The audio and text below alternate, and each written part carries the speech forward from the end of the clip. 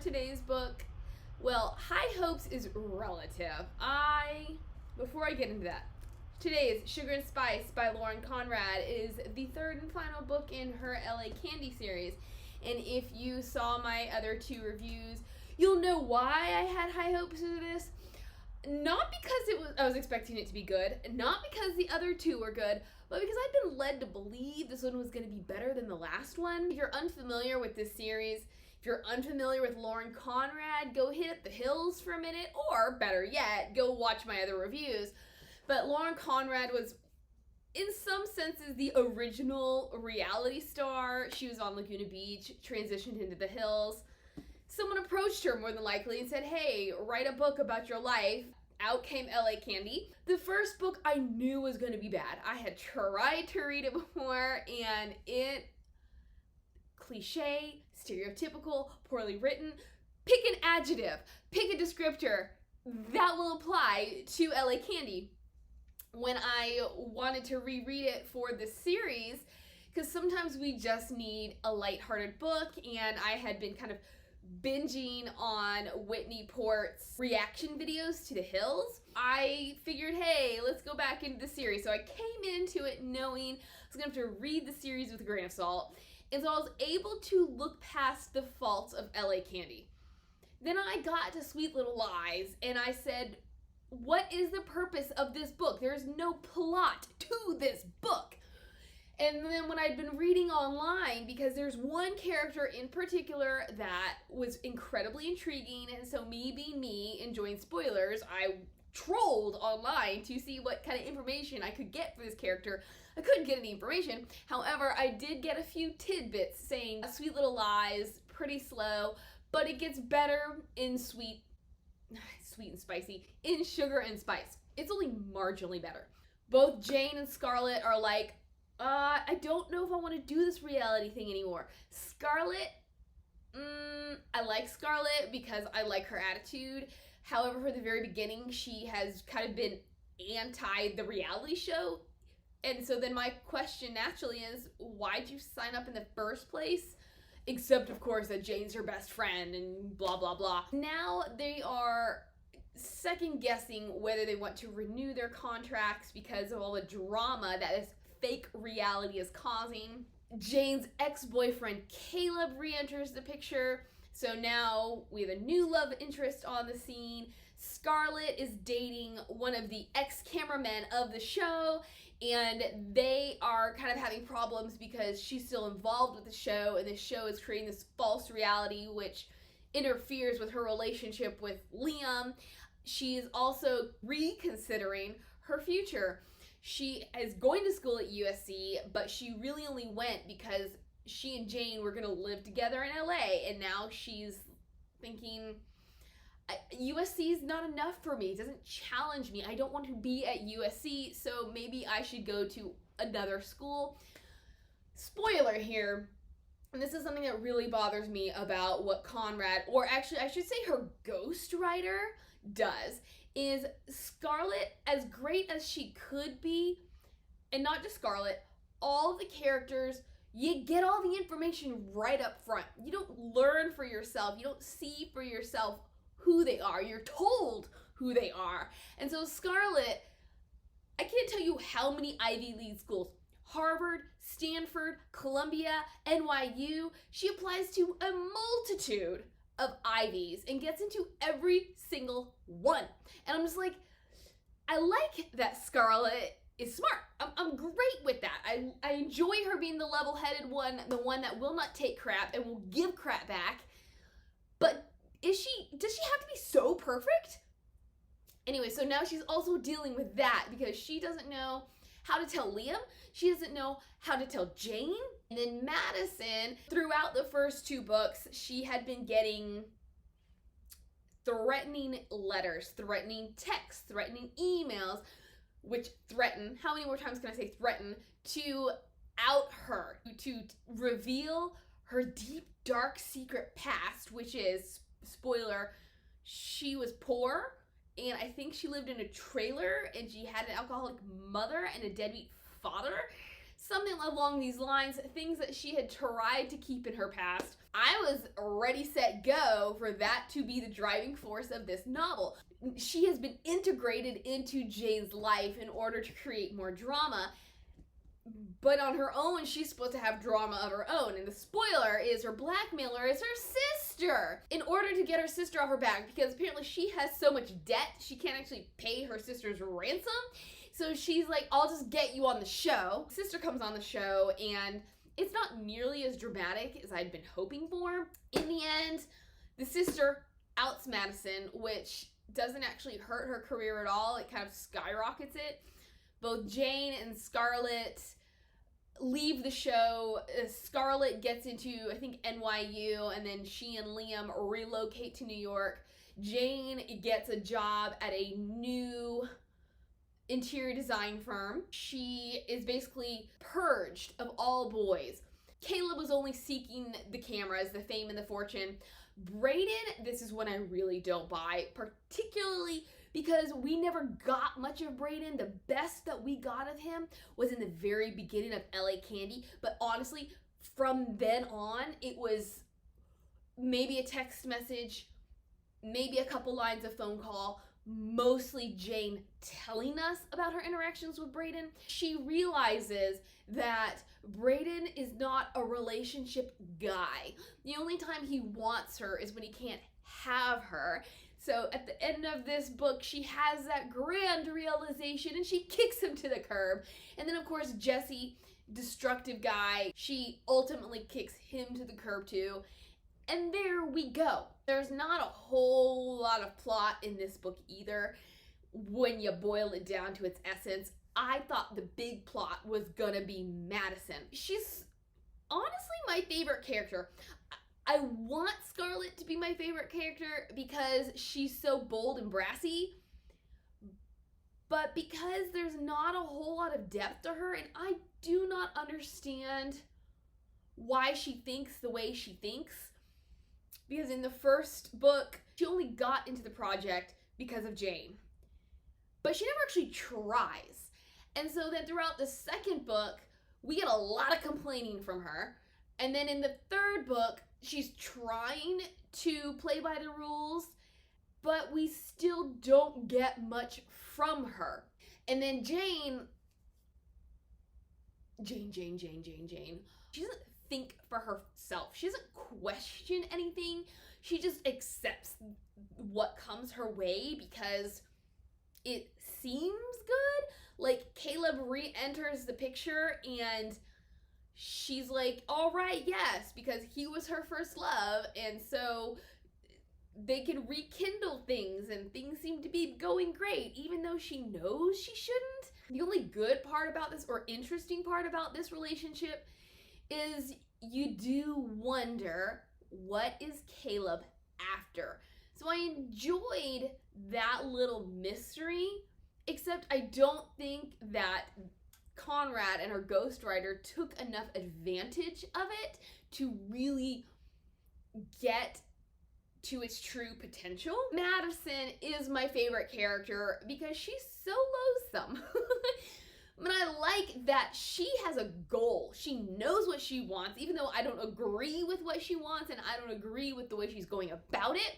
She's interesting, she's dynamic, but you still hate her because she makes Jane's life miserable on purpose. If you've ever seen The Hills and you know Spencer, you know that he's the bad guy of the show. The rumor is that's not really what he's like, but that was the character he chose to play.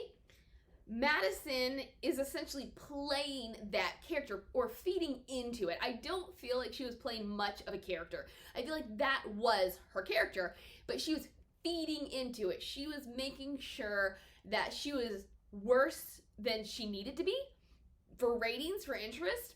I liked the idea of her sister Sophie coming in because it's challenging her, because she's not the only mean girl on the block. And what I was under the impression was that Sophie was going to out her early on in the novel, and then she was going to have to deal with that backlash throughout the entire book, which I thought would have been much more interesting than what we got, because there was more tension there, there's more at stake, there's more about, wow, my life is crumbling around me, how am I gonna rise from the ashes? Instead, what we get, end of the novel, Sophie, who's drunk out of her mind, just blurts it out at a party, and then the book ends. So we don't get to explore it at all, except that there's an epilogue in which Jane says, okay, so this is where everybody ended up, and Madison's being outed didn't really hurt her at all, and everybody's hunky-dory. And I think the theme word for this series is disappointed. I thought it was great overall. The best part about this trilogy was the behind the scenes look at what reality TV looks like. However, I mean, we do get moments, like, as much as I think Jane is boring and I wish that she would stick up for herself, and I don't particularly care for the way she handles situations, I did like, because what happens, Jane has been working at an interior design firm, and then to increase ratings, Madison is given a job there, which, if you know The Hills, this mirrors Heidi Montag, in which she works for a party planning business, but actually she doesn't really work there. I don't know the specifics, I can't actually find anything, but it's the same concept in which Madison is given a job at this firm, but she doesn't actually work there. She's only there when the cameras are there, but she does ingratiate herself into the picture, and she takes credit for things that Jane should take credit for. And then there's a lot that we're not shown, which again is the crux of the problem of this novel. There's so much plot and character that we don't actually get to see, we're just told about it. So we're told through Jane's eyes how, oh, Madison was so terrible to me this time, and blah, blah, blah. Then she goes to the producer of this show, the creator, because at the end of the last novel, when she found out that Madison was the one that leaked the photos, she said, never gonna share the screen with Madison again. Like, do not put me in a scene with her. And so when Madison shows up, Jane goes to Trevor and she says, this was in my contract, like, I'm not gonna do it. I don't understand this, I really don't. He essentially says, it's part of your contract, like, you can't just walk away. So I liked how she has this problem that it's not a real life problem, it's only for the TVs, but it portrays her in a certain way, and so she has to monitor or edit her own reactions to Madison so that she won't come off a certain way on camera. So I liked how they kind of try to squeeze that in here to give you an idea as to how reality television works, but there just wasn't enough of it. There was a lot of complaining about the cameras being around, invading their privacy, things being staged. Trevor has this notebook in which he can plan things out, which I don't understand. I can grasp the concept of setting up a situation. Maybe two characters had a fight in real life, it didn't get caught on camera, so the producers, the whoever, bring them together to have to rehash it. Or they instruct the cast members to broach certain subjects. I can grasp that. But how can he plan out somebody's reality? I don't think it was well explained.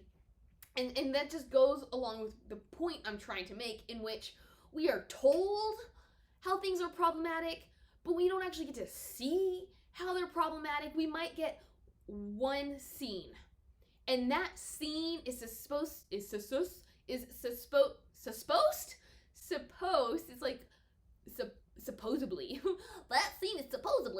that scene is supposed to carry the weight of the rest of the book or the rest of the series. I don't think so.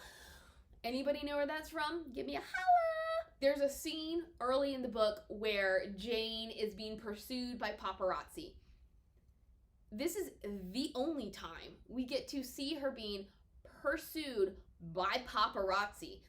In this one scene, we are told of other times, and then in the future, we continue to reflect back on that one scene in order to give the reader the impression of how much of a nuisance the paparazzi is. I'm like, one scene isn't gonna do it. I need to see Jane every single time she steps out of her building, someone's in front. I don't want to hear, oh, well, I'm in my building, but I had to get past all the paparazzi. No, I don't want to hear that. I want to see the problem.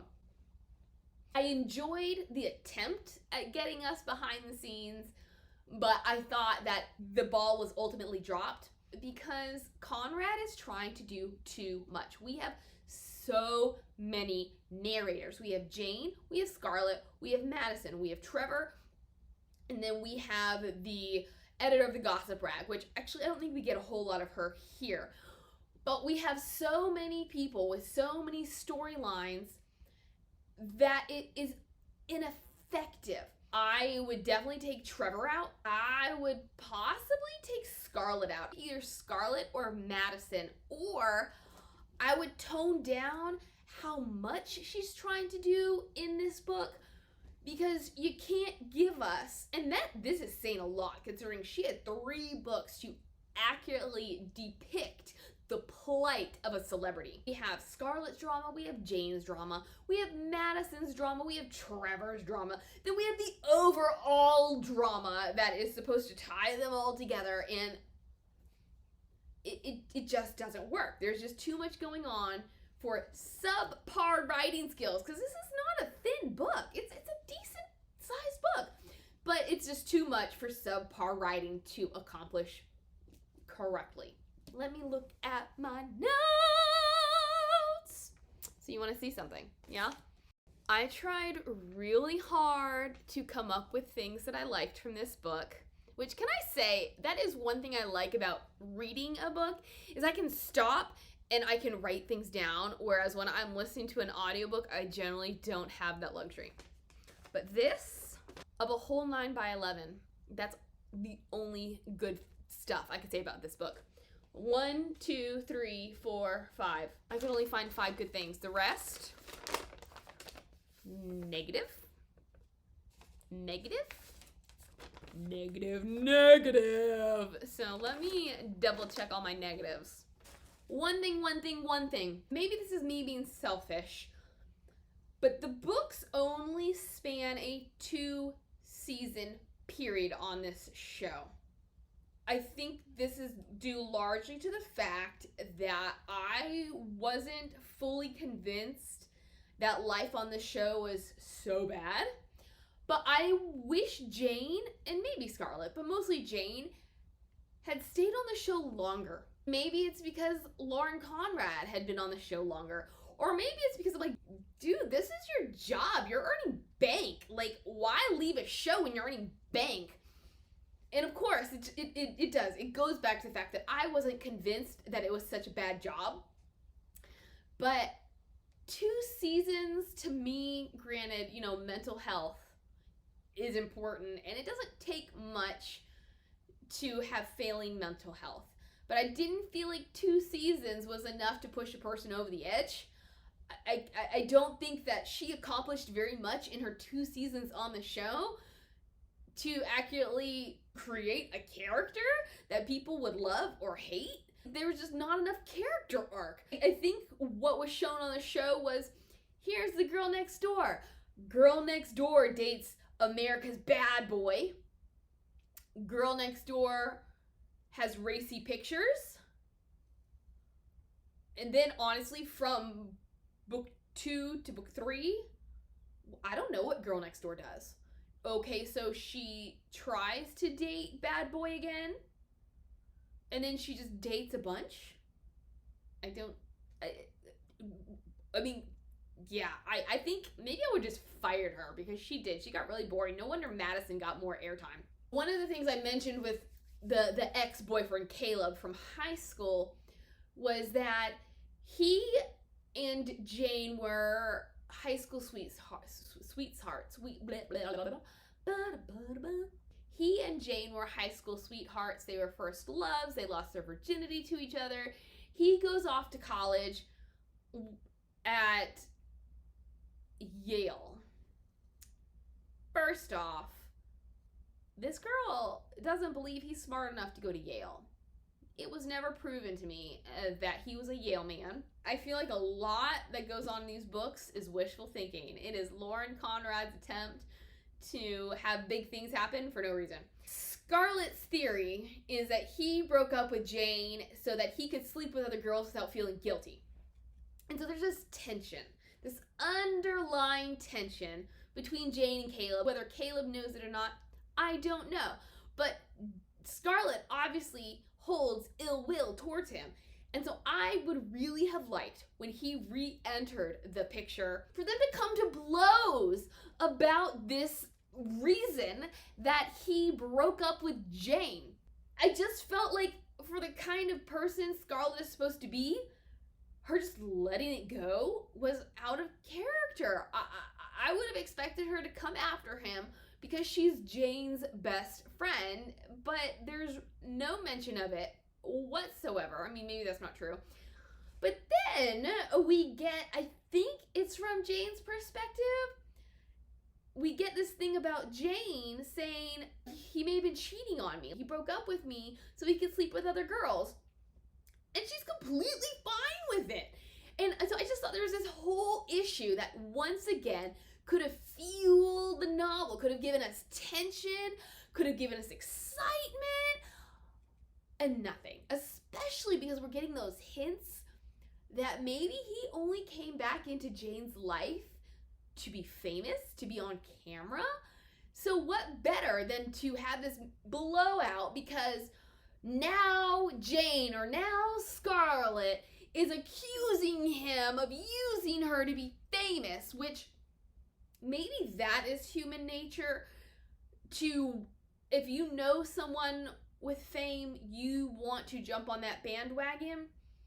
But we were given no inclination that he wanted to be famous, except Jane, in the midst of her ponderance, remembered a time in high school where he received a lot of attention and he turned into a big jerk until he realized the error of his ways.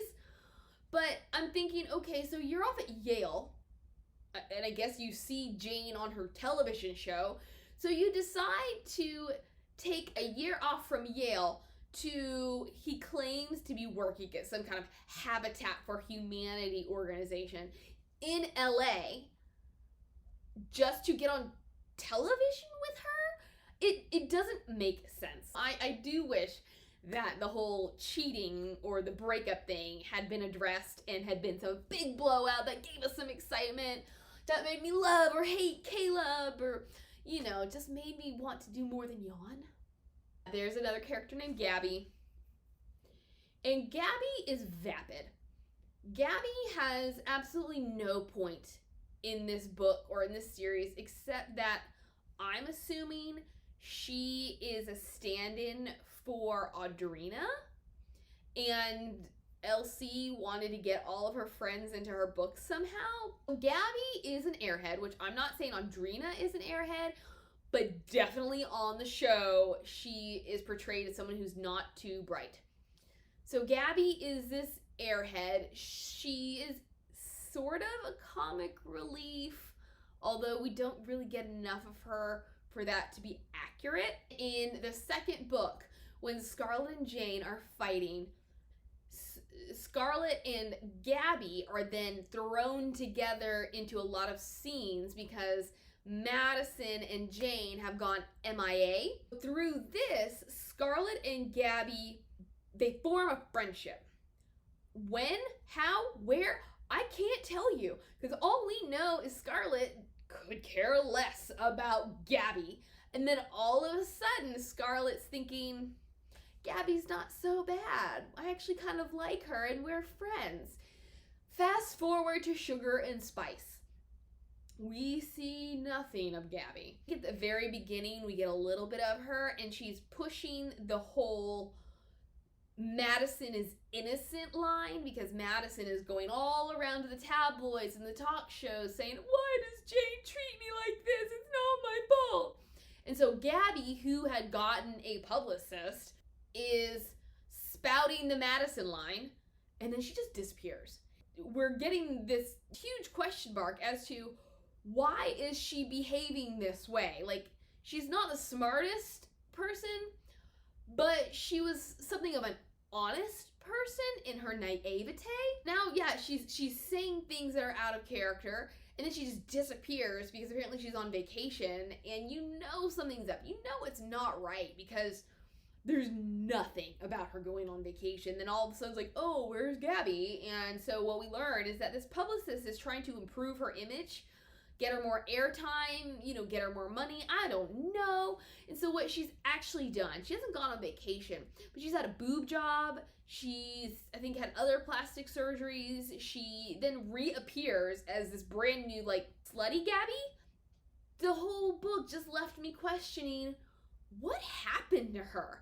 To be very kind, to be generous, I could say it is Conrad's attempt to foreshadow something, to say, well, this really isn't Gabby, but we're gonna find out why she's acting this way eventually.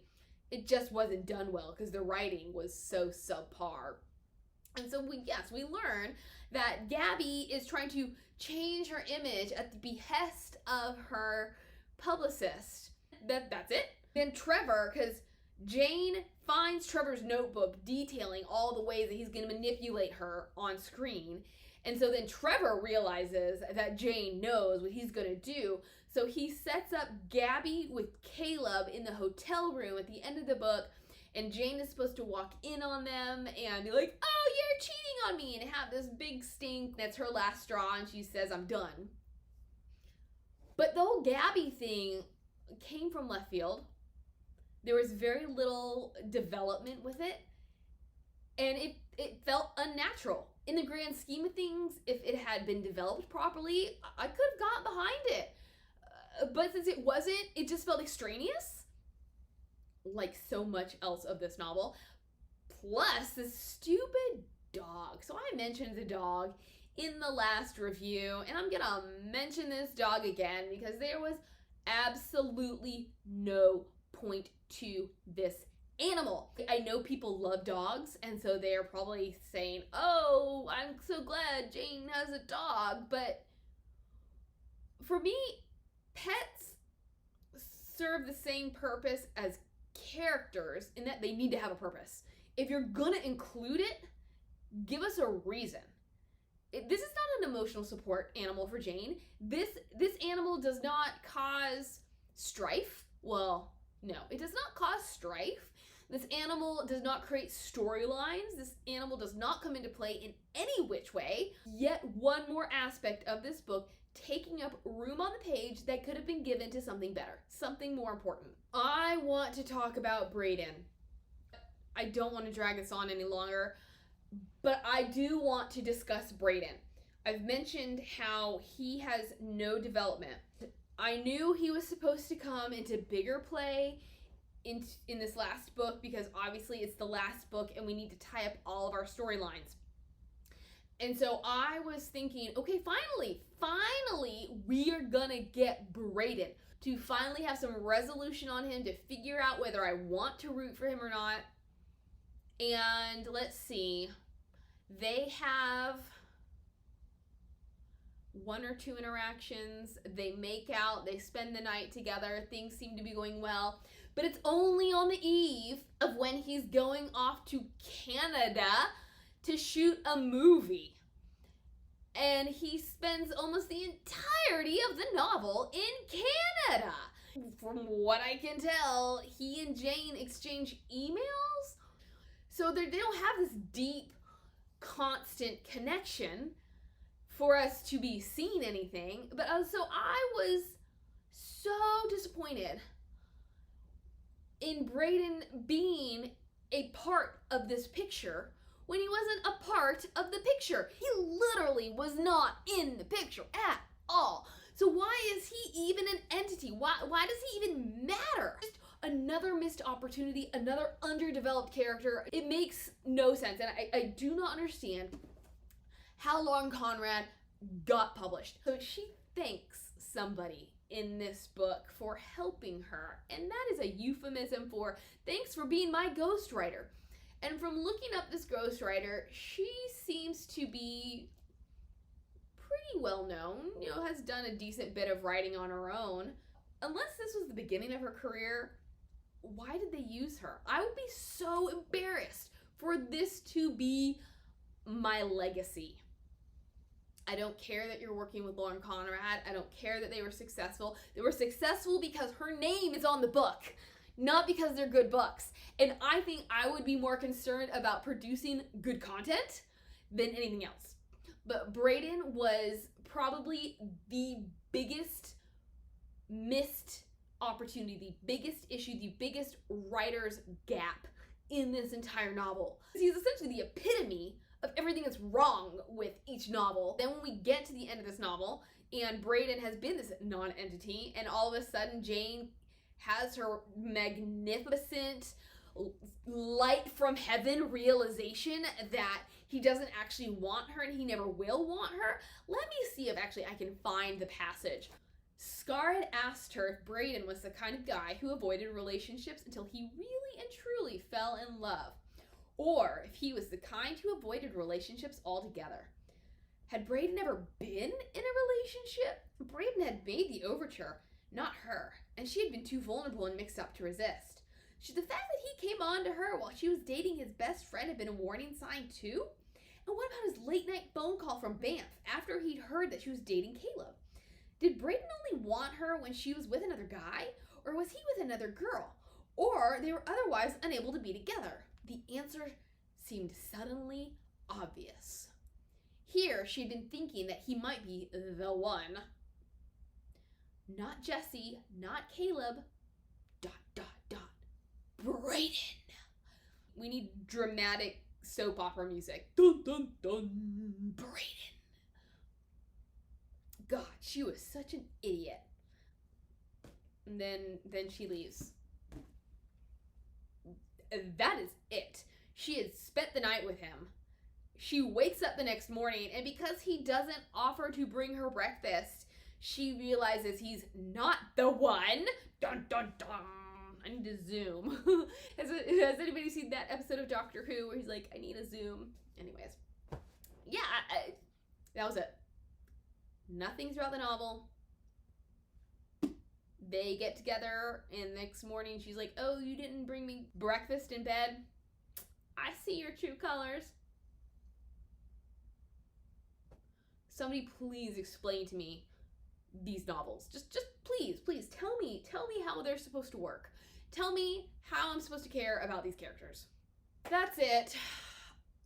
As far as content, in terms of writing and mechanics,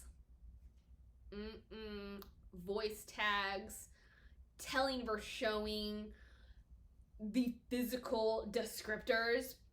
Let me find the one about Scarlet. And then about her intelligence, or her little... She has this conversation with a girl in one of her classes, and you can tell it's not natural. This is stuff that Elsie knows nothing about, but she's trying to make Scarlet sound smart, ergo, it's in the book. Scarlet sighed and shook her head. Tonight, she was dressed in one of her usual outfits, distressed skinnies and a wrinkled plum t-shirt. She wore only mascara, and her long, wavy black hair was uncombed. How did she manage to look so gorgeous anyway? That is what we get over and over and over. No matter what she does, she's gorgeous. Even though she only wears t-shirts and skinny jeans. Because she doesn't care about her appearance because she's so gorgeous that it really doesn't matter. So she's not going to pay attention to fashion, to any of the amazing free clothes she get. Like, tell me, Is there a female out there who wouldn't love the chance to be pampered, to be showered with beautiful things? It's an experience, if anything, to dress up, and even more so to dress up in designer clothes and yeah, just look hot, you know? So here we go. This is the scene that I was talking about with Scarlett and her classmate. Did you understand a single word Professor Friedman was saying? Chelsea fibs. And again, I mean, I know a lot of writers do this because we're supposed to introduce our characters and in that entirety is their entire name. Chelsea fibs. It could just be Chelsea because we need to know her last name because she's so important to this book. Chelsea fibs asked Scarlett. Scarlett swung her backpack over her shoulder and turned to her friend, who was in her French novels lit seminar. Chelsea was smart and spoke almost as many foreign languages as Scarlett. Almost. Yep, today's lecture was all about the meaningless of human existence. Cheerful stuff. How did you even figure that out? Scarlett grinned. Because I'm so brilliant? Ha ha. Plus, I've read The Stranger twice before. It's kind of a cool book. Weird, but cool. And should I mention that she reads things in their native tongue, yet she can't do the work in class? I guess I read The Myth of Sisyphus in high school, and I think I liked that better. It wasn't as confusing anyway. The Stranger? The Myth of Sisyphus? I have never heard of those books, which may say more about me than anything else, but I'm pretty sure Lauren Conrad hasn't heard of them either. She probably typed in, actually, yes, I think Google was a thing. It was more about Ask Jeeves. She probably asked Jeeves, what are some classic novels? And she couldn't use War and Peace because that would be really cliched. All the time. How smart Scarlett is. How her classes just aren't challenging enough for her. Or if she gets a bad grade, it's not because she did a bad job, but it's because her professors just don't get it. They don't understand where she's coming from, and she knows more than they do anyway. Well, that must be why she got into every single Ivy League school that she applied for. Yeah, that's it. That's it right there. Yeah. This one. This is one of my favorites. Scarlett is having a dinner date. I use the term date loosely because it's a scene for the show, and this is the narrative that the producer is trying to come up with, in which these are the girls' new love interests. So she and Jane are having dinner with Caleb and this guy named Naveen, who they also went to high school with. Scarlett, before she discovered monogamy, had fooled around with him, and I guess she still not harbors feelings for him, but she's like, he's a sexy dude. And so they're all at dinner, and she and Naveen are talking about a photography class that she's in, and he says something that makes her laugh. He says something funny. So Scarlett cracked up, covering her mouth with her hands. Stop! You can't make me laugh when I'm eating, she mumbled. Mumble for me and tell me how you can be cracking up with your hand over your mouth and exclaiming the entire time. You can't exclaim, which, yes, she's exclaiming because there are 2 exclamation points here. How can you exclaim and mumble? Mumble is... Did that sound like she's cracking up? Let me see. Let me try to mumble this. I don't think that works. Do you? No, it doesn't. Like, no. There's just so much about this book that needs help, but we're gonna let it go from here. If you've ever read Sugar and Spice, if you've ever read the Lauren Conrad series, she does have another trilogy, The Fame Game, which centers around Madison. I'm hoping, because I think Madison is a more dynamic character, that I will like that series better, but we shall see. But as I was saying before I interrupted myself, if you've read the LA Candy series, if you've read any of her books, even The Fame Game, let me know what you think. Do you agree? Do you disagree? Is this one of your favorite guilty pleasure reads? Not judging. Talk to you later. Bye.